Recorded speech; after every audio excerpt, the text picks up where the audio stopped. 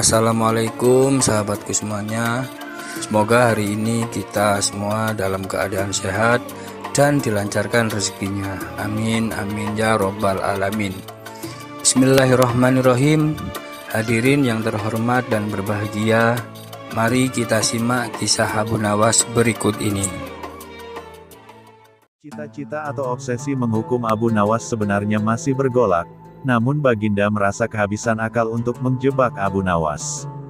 Seorang penasihat kerajaan kepercayaan Baginda Raja menyarankan agar Baginda memanggil seorang ilmuwan ulama yang berilmu tinggi untuk menandingi Abu Nawas. Pasti masih ada peluang untuk mencari kelemahan Abu Nawas. Menjebak pencuri harus dengan pencuri, dan ulama dengan ulama. Baginda menerima usul yang cemerlang itu dengan hati bulat. Setelah ulama yang berilmu tinggi berhasil ditemukan, Baginda Raja menanyakan cara terbaik menjerat Abu Nawas.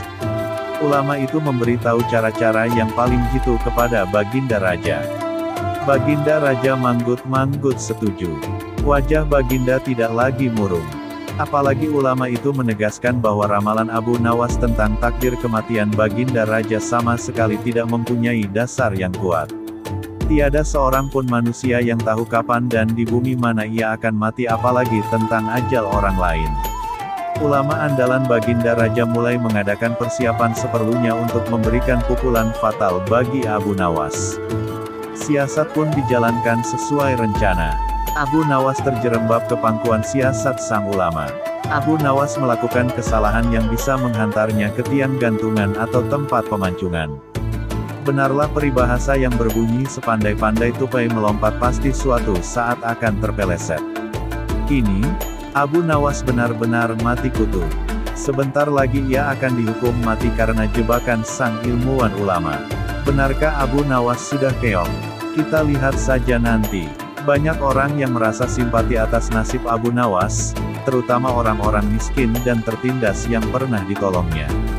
Namun derai air mata para pecinta dan pengagum Abu Nawas tak akan mampu menghentikan hukuman mati yang akan dijatuhkan. Baginda Raja Harun al-Rasyid benar-benar menikmati kemenangannya. Belum pernah Baginda terlihat seriang sekarang. Keyakinan orang banyak bertambah mantap. Hanya satu orang yang tetap tidak yakin bahwa hidup Abu Nawas akan berakhir setragis itu, yaitu istri Abu Nawas. Bukankah Allah Azza wa Jalla lebih dekat daripada urat leher? Tidak ada yang tidak mungkin bagi Allah yang Maha Gagah. Dan kematian adalah mutlak urusannya. Semakin dekat hukuman mati bagi Abu Nawas, orang banyak semakin resah. Tetapi bagi Abu Nawas malah sebaliknya. Semakin dekat hukuman bagi dirinya, semakin tenang hatinya. Malah Abu Nawas nampak setenang air danau di pagi hari. Baginda Raja tahu bahwa ketenangan yang ditampilkan Abu Nawas hanyalah merupakan bagian dari tipu dayanya, tetapi Baginda Raja telah bersumpah pada diri sendiri bahwa beliau tidak akan terkecoh untuk kedua kalinya. Sebaliknya Abu Nawas juga yakin, selama nyawa masih melekat maka harapan akan terus menyertainya. Tuhan tidak mungkin menciptakan alam semesta ini tanpa ditaburi harapan-harapan yang menjanjikan. Bahkan dalam keadaan yang bagaimanapun gentingnya. Keyakinan seperti inilah yang tidak dimiliki oleh Baginda Raja dan ulama itu. Seketika suasana menjadi hening, sewaktu Baginda Raja memberi sambutan singkat tentang akan dilaksanakan hukuman mati atas diri terpidana mati Abu Nawas.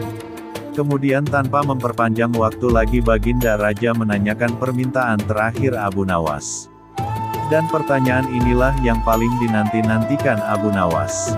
Adakah permintaan yang terakhir? Ada paduka yang mulia, jawab Abu Nawas singkat. Sebutkan, kata Baginda. Sudilah kiranya hamba diperkenankan memilih hukuman mati yang hamba anggap cocok wahai Baginda yang mulia, pinta Abu Nawas. Baiklah, kata Baginda menyetujui permintaan Abu Nawas. Paduka yang mulia, yang hamba pinta adalah bila pilihan hamba benar hamba bersedia dihukum pancung. Tetapi jika pilihan hamba dianggap salah maka hamba dihukum gantung saja, kata Abu Nawas memohon. Engkau memang orang yang aneh. Dalam saat-saat yang amat genting pun engkau masih sempat bersenda gurau. Tetapi ketahuilah bagiku segala tipu muslihatmu hari ini tak akan bisa membawamu kemana-mana, kata Baginda sambil tertawa. Hamba tidak bersenda gurau Raduka yang mulia, kata Abu Nawas bersungguh-sungguh. Baginda main terpingkal-pingkal. Belum selesai Baginda Raja tertawa-tawa, Abu Nawas berteriak dengan nyaring. Hamba minta dihukum pancung. Semua yang hadir kaget. Orang banyak belum mengerti mengapa Abu Nawas membuat keputusan begitu. Tetapi kecerdasan otak Baginda Raja menangkap sesuatu yang lain. Sehingga tawa Baginda yang semula berderai-derai mendadak terhenti. Kening Baginda berkenyit mendengar ucapan Abu Nawas. Baginda Raja tidak berani menarik kata-katanya karena disaksikan oleh ribuan rakyatnya. Beliau sudah terlanjur mengabulkan Abu Nawas menentukan hukuman mati yang paling cocok untuk dirinya. Kini kesempatan Abu Nawas membela diri. Baginda yang mulia, hamba tadi mengatakan bahwa hamba akan dihukum pancung. Kalau pilihan hamba benar maka hamba dihukum gantung. Tetapi di manakah letak kesalahan pilihan hamba sehingga hamba harus dihukum gantung? Padahal hamba telah memilih hukuman pancung. Olah kata Abu Nawas memaksa Baginda Raja dan ulama itu tercengang. Benar-benar luar biasa otak Abu Nawas ini. Rasanya tidak ada lagi manusia pintar selain Abu Nawas di negeri Baghdad ini. Abu Nawas, aku mengampunimu, tapi sekarang jawablah pertanyaanku ini. Berapa banyakkah bintang di langit? Oh, gampang sekali tuanku. Iya, tapi berapa? 100 juta, 100 miliar. Tanya Baginda. Bukan tuanku, cuma sebanyak pasir di pantai. Kau ini, bagaimana bisa orang menghitung pasir di pantai? Bagaimana pula orang bisa menghitung bintang di langit?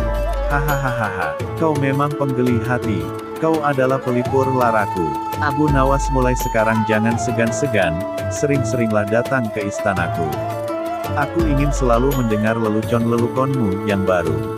Siap Baginda. Lalu Baginda memerintahkan bendahara kerajaan memberikan sekantong uang kepada manusia terlucu di negerinya itu.